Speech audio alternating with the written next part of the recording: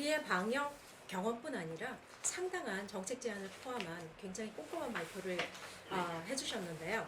오늘 아까 소개드렸듯이 세 분의 전문가 패널을 모셨습니다. 제가 먼저 이 세 분 전문가들의 이 전병렬 교수님의 발표에 대한 코멘트를 듣고 또 각자 전문 분야가 다르기 때문에 그분들의 전문 분야에 대한 또 질문 그리고 나중에 전반적인 정책적 질문 등으로 구성해서 진행하도록 하겠습니다. 먼저 허윤정 국회 코로나19 대책 특별위원회 위원으로 활동하고 계신 더불어민주당 허윤정 의원님을 모시고 먼저 코멘트를 듣도록 하겠습니다. 발표에 대한 코멘트를 듣도록 하겠고요.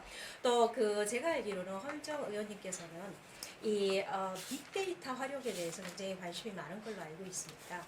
특히 이제 건강보험 심사평가원 심사평가연구소 소장을 역임하셨고 아마도 그때 이제 이 방대하게 쌓인 자료를 좀 제대로 활용하고 있지 못한 거에 대해서 굉장히 안타까움을 많이 느끼셔서 이런 제안들을 하시는 게 아닌가 그런 생각이 드는데요.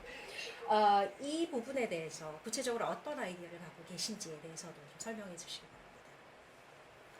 일단 소개받은 허윤정입니다.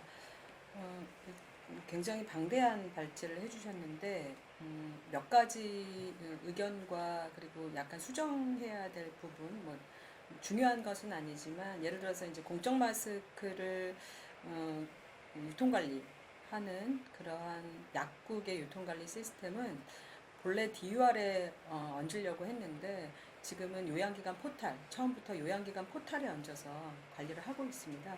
아마 사람들한테 알려져 있기로는 DUR에 올려서 하고 있다라고 알려져 있지만 실제로는 요양기관 포탈에서 관리를 운영하고 있습니다. 그게 중요하진 않지만 좀 정확한 그런 내용을 확인하는 게 좋을 것 같고요. 사실 짧은 시간을 주셨기 때문에 제가 방대한 말씀을 드리긴 어렵지만 예를 들어서 지금 굉장히 꼼꼼하게 의료 서비스 제공 체계와 효율성을 제고하는 다양한 과제들 그리고 거버넌스 체계를 구축하는 과제들은 언급을 좀 해주셨습니다. 근데 우선은 이런 의료 체계를 효율화하고 거버넌스를 바꾸는 그런 문제들에 대해서는 상당히 전문가들의 의견이 모여지는 것 같습니다. 그러나 저는 이 코로나19를 한국이 경험하면서 일단 국내적으로는 제도적 개선이 좀 상당히 필요하다. 예를 들어 지금 거버넌스 체계를 바꾸겠다라고 한다면 지금 현재는 사실 전병렬 교수님께서 이전에 질병관리본부장을 하셨지만 질병관리본부와 보건복지부는 이번 코로나19와 같은 대응을 항상 했습니다. 그러나 그런 항상 했던 그 대응들이 정부의 의사전달 체계에 늘 반영된 것은 아니죠. 그건 무슨 말이냐면 감염병과 같은 재난에 대응해서 우리 재난관리기본법이 보건복지부와 질병관리본부가 리더가 되는 그런 제도적 틀을 갖고 있지 않습니다. 그건 재난관리법의 개정이 필요한 것이고요. 현재는 일반적인 재난관리에 대해서 행안부 장관이 일반적 리더가 될 수 있게 되어 있습니다. 그러나 이렇게 감염병과 관련된 재난에 대해서는 보건복지부와 질병관리본부가 국가 전체의 리더가 될 수 있는 현재 이미 그렇게 하고 있는 것은 제도적 기반에서 한 게 아니라 현 정부가 그렇게 결정했기 때문에 하는 것이고요. 이게 제도적으로 좀 안정적인 운영을 위해서 제도가 바뀔 필요가 있다. 관련 입법안의 개정안을 발의한 상태입니다. 그런 것들이 반드시 필요하다는 생각이 들고요. 사실 코로나19 이후에 우리 사회가 어떻게 변할 것인가, 어떤 과제를 가질 것인가 이것도 있지만 이 문제를 어떻게 성찰할 것인가에 대한 것도 저는 상당히 중요한 문제라고 생각합니다. 그것은 코로나19가 감염병으로부터 시작했지만 우리 사회 전반을 뒤바꾸는 그런 이슈로 영향을 미쳤기 때문입니다. 예를 들어서 지금 이제 전 세계적으로 궁금해하는 것이 아니 왜 미국과 영국 모든 나라에서 그 마트에서 휴지가 동났는데 왜 한국은 그런 사재기가 없었을까? 그걸 많은 언론은 한국의 성숙한 시민의식을 얘기하지만 실제로는 그렇지 않습니다. 뭐 여러 가지 가설이 있을 수 있지만 한국 같은 경우에는 뭐 한 예로 든다면 이커머스가 상당히 발달해 있기 때문에 미국의 매장에 가서 나 휴지를 한 박스 구매해야 되겠다 마음 먹고 가지만 옆 사람이 세 박스를 구매하면 그 뒷사람도 세 박스를 구매하게 되고 이렇게 되면 매대에서 바로 동나게 되는 거죠. 근데 한국은 자기 집에서 혼자 주문하는 사람들이 훨씬 많기 때문에 옆 사람이 더 많이 사는 것에 영향을 덜 받는다는 것이죠. 실제로 글로벌 이 화장지를 제조하는 제조 회사 우리나라에 와 있는 유한 킴벌리를 방문을 해보니까 전 세계 마켓의 공이 50%가 늘었다고 합니다. 한국만 20% 정도 매출이 증가한 상태이기 때문에 우리도 증가하지 않은 건 아니지만 다른 국가에 비해서 상대적으로 덜 영향을 줬다. 이 정도를 해석할 수 있을 것 같고요. 근데 그거는 단순히 이커머스로만은 해석이 어렵고요. 저는 이제 이 주거 환경도 영향이 있다고 생각합니다. 지금 아시다시피 미국이나 영국과 같은 경우에 이 화장실 문화는 건식 문화입니다. 화장실에도 카펫을 쓰는 문화이기 때문에 오염이 발생한다거나 오랫동안 집에서 나갈 수 없다면 반드시 휴지가 필요하죠.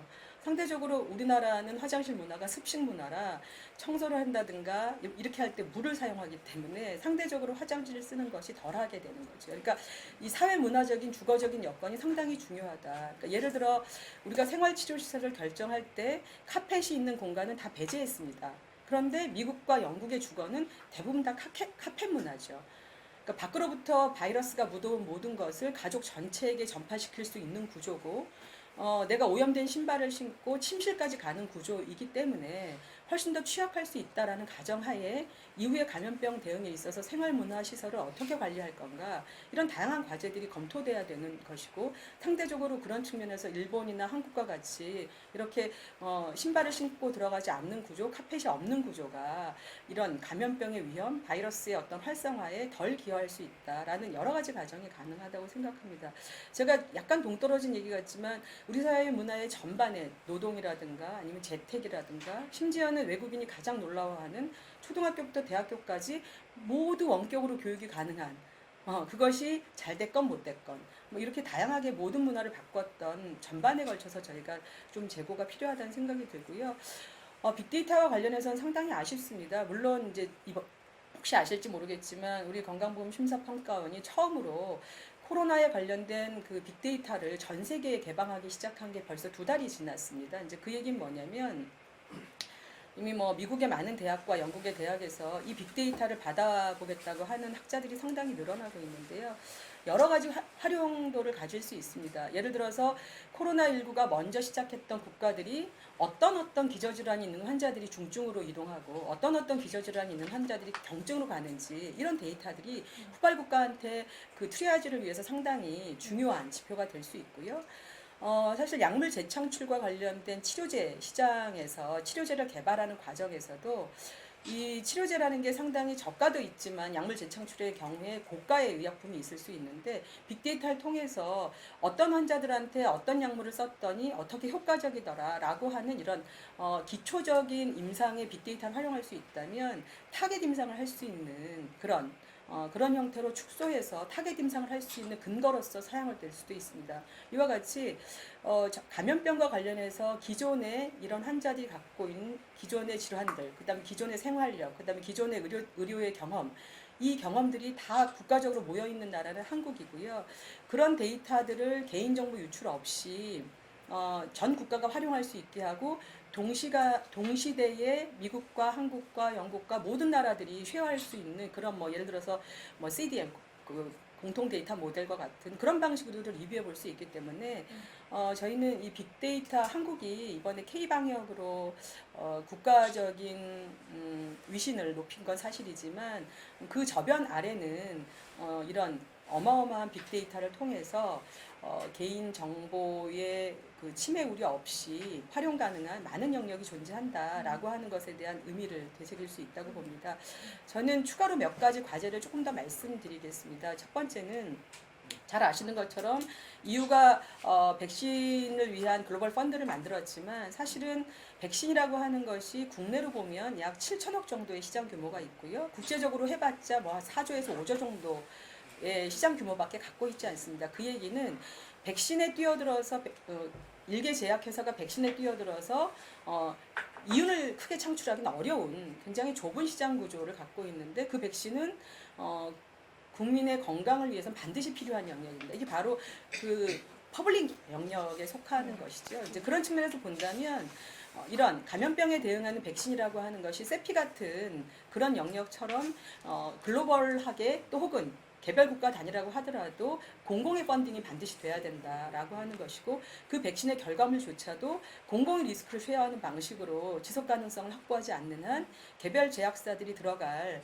아무런 이윤적 동기가 없다라고 하는 측면에서 이후에 감염병이라고 하는 대응에 있어서 일개 국가와 국제 공조가 퍼블릭한 영역에서 어떠한 네트워킹과 지속 가능성을 확보하기 위한 구조를 재구조할 건가라고 하는 것에 대한 숙제가 저는 주어진다고 생각합니다. 사실 이번 코로나 이후에 질병관리본부가 많은 대책과 기준을 내놨지만 제 가슴에 가장 꽂히는 것은 아프면 3, 4일 쉬십시오. 이런 상식적인 것이 통하지 않았던 우리의 사회 문화를 되돌아보고 상식이 통하고 아프면 나의 건강과 가족의 건강과 주변 사람들의 건강을 위해서 쉴 수 있는 그러한 사회 문화적 기반을 만드는데 저희가 경청하고 또 숙고하고 그런 사회적 문화의 기반을 만드는데 많은 노력을 쏟아야 한다고 보고요. 이것이 비정상적으로 집중돼서 운영되었던 산업경제 시대의 그런 패러다임을 지금의 지식경제 사회에서도 여전히 유지하고 있었던 저희 많은 그 구태한 틀들을 코로나의 충격을 극복하면서 새롭게 개선해내는 기회가 됐으면 합니다. 이상입니다.